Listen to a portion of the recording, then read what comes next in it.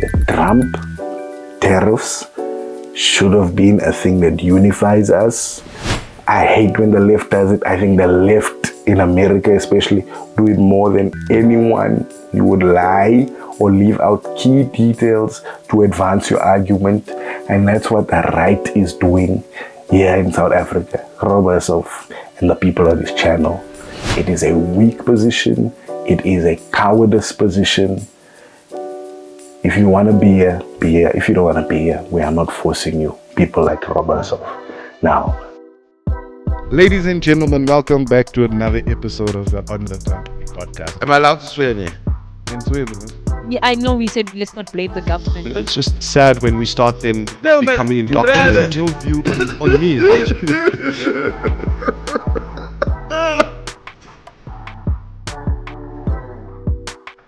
hi guys, welcome to another episode of the On the Country podcast. Thank you for watching. Thank you for still being here. This is the road to 500 subscribers. It's my first time doing a road to, but let's get to 500 subscribers. I want to hit 1,000 within the next month so I can start making coins from all these videos. Today's topic, I don't know how to feel about today's topic, man. I don't know how to feel about Trump's 30% tariffs that it just started on the 1st of August. The 1st of August. I'm going to sound like a broken record, but this is just a lesson in unity. Not the false unity that we enjoy when the Springboks are doing well. Not the false... Is it any other thing that unifies South Africa except for the Springboks? There's a lot of things that force us to unite, but we are so divided that even this 30% tariff thing is supposed to be a unifying event in the life of South Africa's people. But no. My thing is with the 30% tariff is that it reminds me of the time when Trump said there were shithole countries in Africa. And a lot of Africans would agree that there are some shithole countries that are shitholes for reasons not created by themselves, but for reasons of greed and colonialism, and these countries being broken and torn down and crippled by Europeans, Asians, Americans, all these things.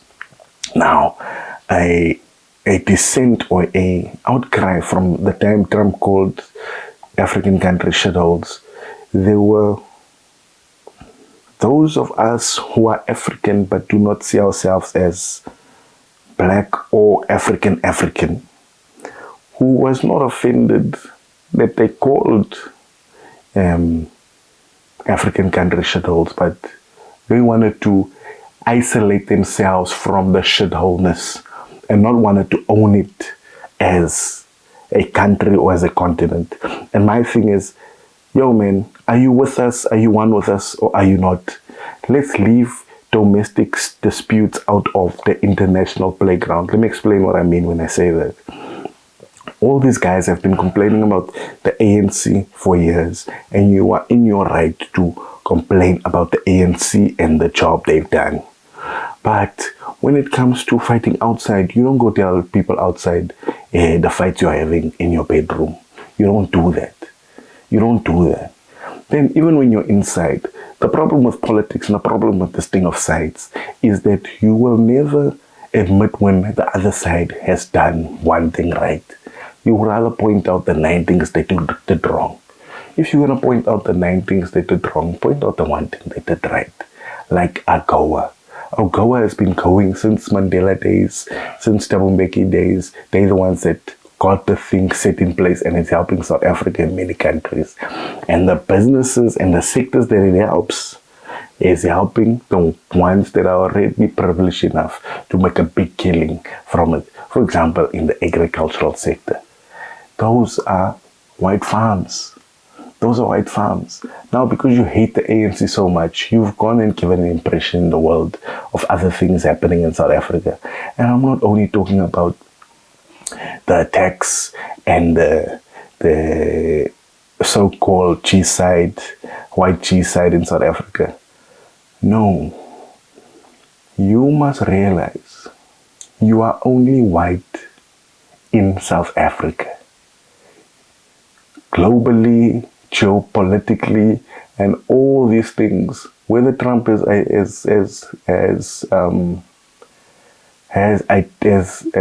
spoken to you or seen you or spoken about you, in reality, you are only white when you are in South Africa.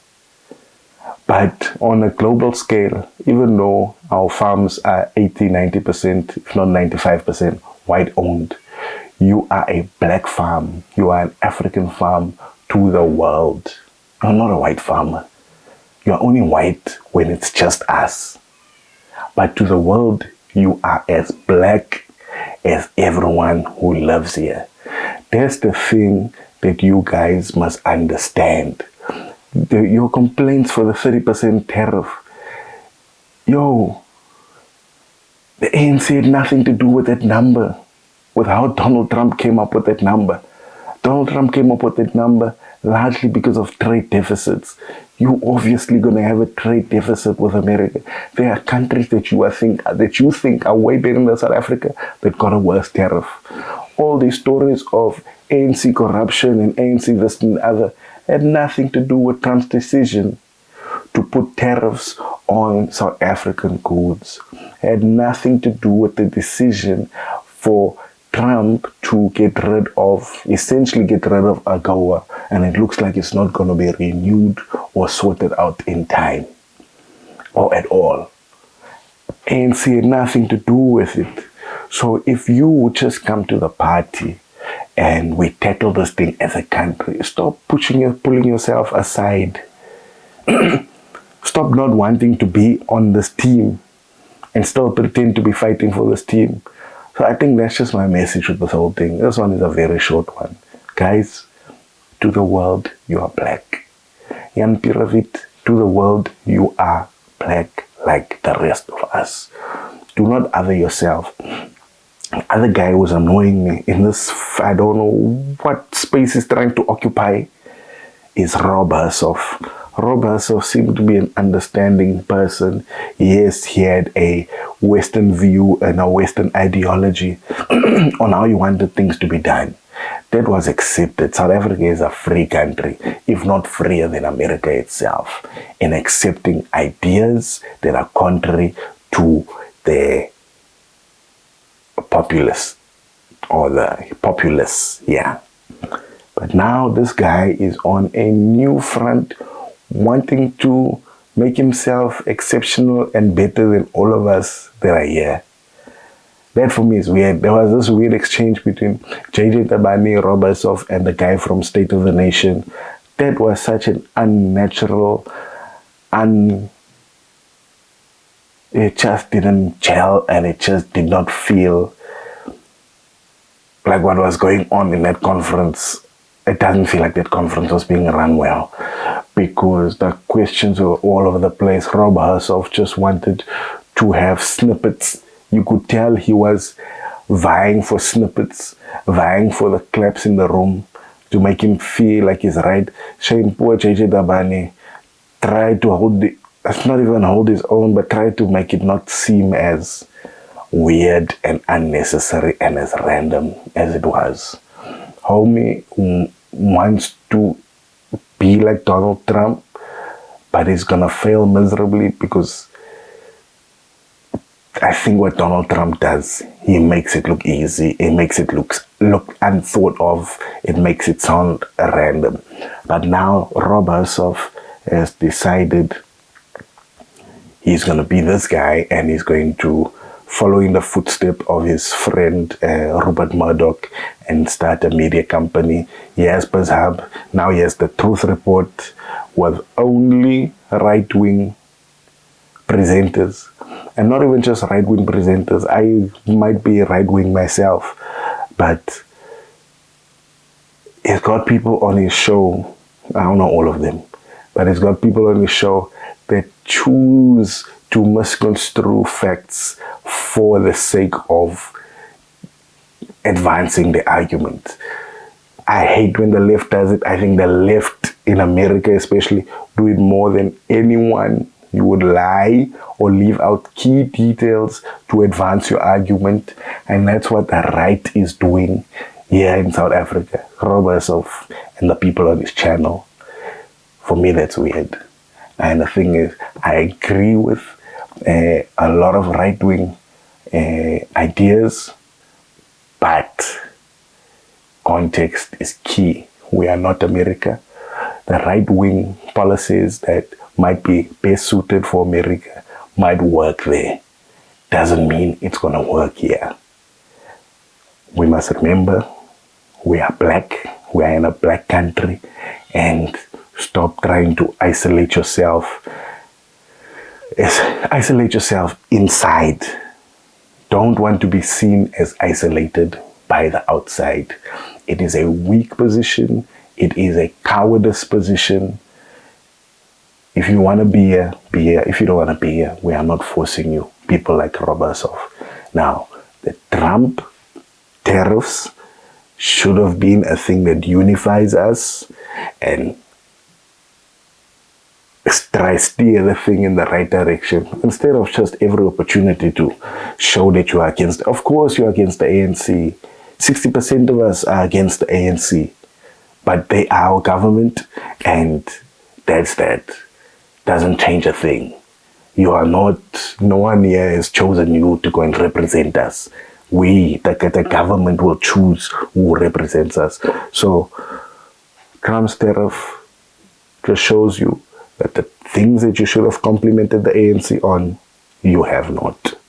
And now Trump has done what he's done because you think Trump is there for the whites, and now he's not there for you. Now your heart is sore because Trump actually, the world just sees you as black. So accept that you are black in the international stage. You can be white when it's just us. That's all I wanted to say. I don't have any special ideas about who or what tariffs are. I know that South African tariffs on American products is about 7%, but most of it is not tariffed at all. But what if South Africa decided we're going to also put a 30% tariff on America's things? Is that a thing? Could we do reciprocal tariffs on them, or are they going to bitch and moan about it? Let's talk about this whole thing. Let these things unify us. Let them not divide us. And if you don't want to be every forum and all those people, you'll get vie. You'll get vie. And if you are a farmer in the agriculture space, withdraw your membership from every forum until they get an idea of what they're doing. I understand the thing is a membership-based thing and they lobby on your behalf. I think people must just withhold their money for a month or two. You can join it again. You're free to join again. But let them get their story straight on where they want to be. Because they've miscalculated this thing big time. And they're making all of us nar. They're making nar. They need to go and restructure and refigure out what they want to do.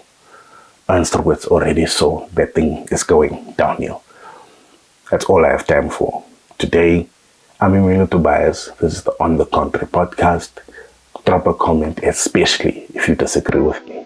All right. Bye-bye.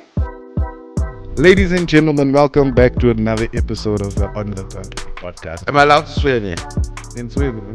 Yeah, I know we said let's not blame the government. It's just sad when we start them No, man. becoming indoctrinated. Your view on me.